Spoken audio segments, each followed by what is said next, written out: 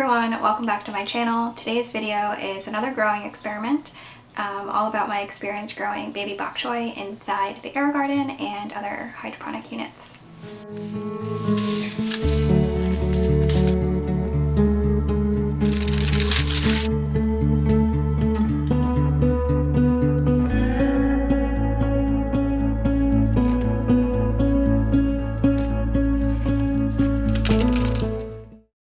So I actually ordered these bok choy seeds a couple years ago, and it took me a while to actually start using them because at the time I did not like Asian greens at all. And then I kind of started eating bok choy and just eating healthier, and I realized they're actually pretty good. So I was buying a lot of big bags of them from the grocery store, and then I realized I had the seeds. So this is what they look like.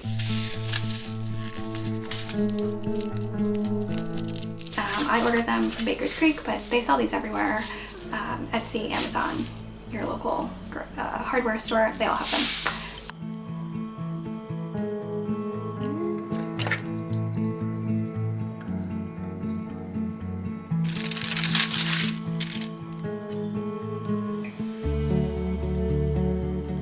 And overall, these are really easy to grow, so I definitely recommend giving them a try.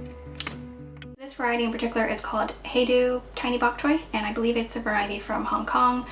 There's a lot of different kinds of bok choy though, so you can find the one that you like. There's like the huge ones, there's medium size, and then there's like mini, and then I would call these like micro. Like they're an extra dwarf, extra compact variety. So they look really cute and tiny, and they're quite both short and like small. Overall, I have found these really easy to grow. They germinate quite quickly. I've had pretty much 100% germination rate, and basically what I do is every couple months I will grow these. If you want to grow them outside, I would recommend just direct sowing them in soil because they do sprout quite easily and quite quickly. In the seed packet says they take 10 to 14 days to sprout, but I found that it's actually much quicker than that, anywhere between like 4 to 7 days. So it's one of those plants you see it immediately, and it gives you really quick, easy results.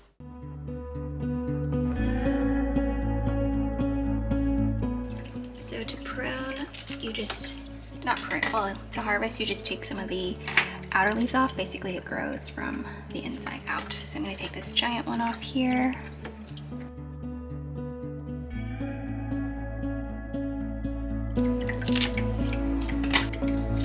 Trimmed that side, now we'll do this side. I'll leave him for now. And let's do the other bok choy.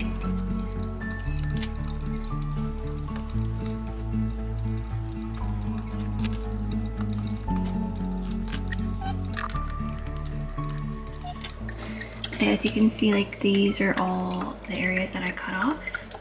So those won't grow again, but it'll grow from the middle, and it'll basically, as the middle grows, it pushes the leaves outward. So this is the amount I cut off of those 3 plants. It's definitely not much. It's enough for a little side thing of veggies for me for lunch. But yeah, definitely not a lot. But as it grows, I'll be able to harvest more, and eventually it'll be enough for a full meal. As for how to use them, I usually just stir fry them in a pan with some oil, salt, and pepper. I keep it really simple. These, because they're like a tiny mini variety, they're quite like sweet and mild and tender. One of the reasons I didn't like bok choy before is because the full-grown typical one, the stems are like really thick, and you usually, to cook them, you would cook the stems first and then the leaves, because the stems are so like tough that they need a little bit longer steaming and cooking time. Whereas with these, because they're so small, they cook really quickly, really evenly. They're just much more simple, and they taste a lot better in my opinion. You can also put them in like ramen, soup, stew. My kind of go-to way to use these is just like salmon over rice with a huge heaping side of vegetables. I just stir fry it in the same pan with the salmon with salt and pepper and a little bit of oil, and yeah, comes together in 30 minutes, just one pan to wash. It's pretty healthy, so I make kind of a variation of that pretty much every week. And because I eat it so often, I usually have at least 2 plants growing, and I'll stagger them, so every like month and a half I'll grow a new one, just because that brings me to my next point. These don't last very long, so they grow easily and they grow quickly, but they have a very short lifespan.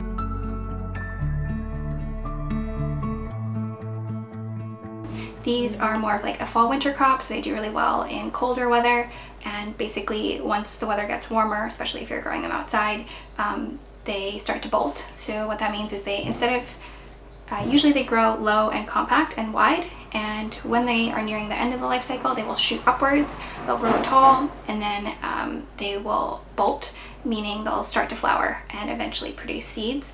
So if you wanted to save the seeds, you could let it bolt, but usually once it bolts, like, that's just a sign for me to take them out. The other reason is because when they bolt, the leaves start tasting bitter. They taste awful, so you're better off just chucking them. And yeah. So my one disappointment with these, they taste great, they're easy. The only thing is they don't look quite like how I was expecting. So in the like picture, which convinced me to buy them, they're these perfectly miniature, tiny bok choy, like start to finish. And actually what I buy from the grocery store, I'll show you.